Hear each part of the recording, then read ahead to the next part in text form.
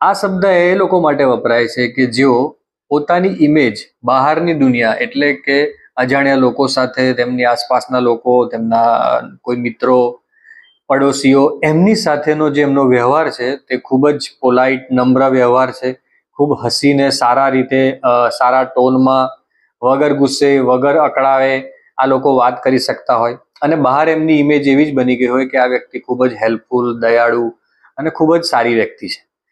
પરંતુ આવી વ્યક્તિને તેના ઘરમાં એટલે કે ખાસ કરીને તેના લાઈફ પાર્ટનર અને તેના બાળકો કે તેના કુટુંબના લોકો અલગ માન્યતા ધરાવતા હોય કે અલગ પ્રકારનો એમનો વ્યૂ પોઈન્ટ હોય. એ લોકો એવું કહેતા હોય કે આ વ્યક્તિ જેવી બહાર છે એવી ઘરે નથી. તો કહેવાનો મતલબ એ છે કે ઇમેજ મેનેજમેન્ટ જે લોકો કરતા હોય તેમને એમના લાઈફ પાર્ટનર સાથે પ્રોબ્લેમ્સ હોય, બહારની દુનિયા એમને એપ્રિશિએટ કરતી હોય. બાળકો સાથે એમના રિલેશન એટલા હેલ્ધી ન હોય, બહારની દુનિયા એમને એપ્રિશિએટ કરતી હોય.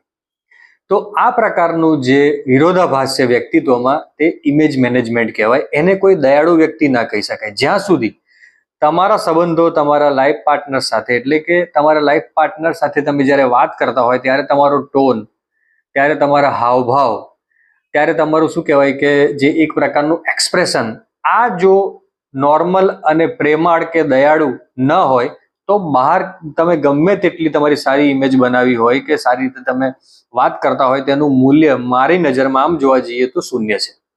કારણ કે બહારના લોકો જે છે એમને તમારી પહેલાં પહેલું તો તમારી હિસ્ટ્રી એટલે તમારું જે પાછલો ટ્રેક રેકોર્ડ છે એની સાથે લોકો જોડાયેલા નથી. એ થોડા સમય માટે તમને મળે છે.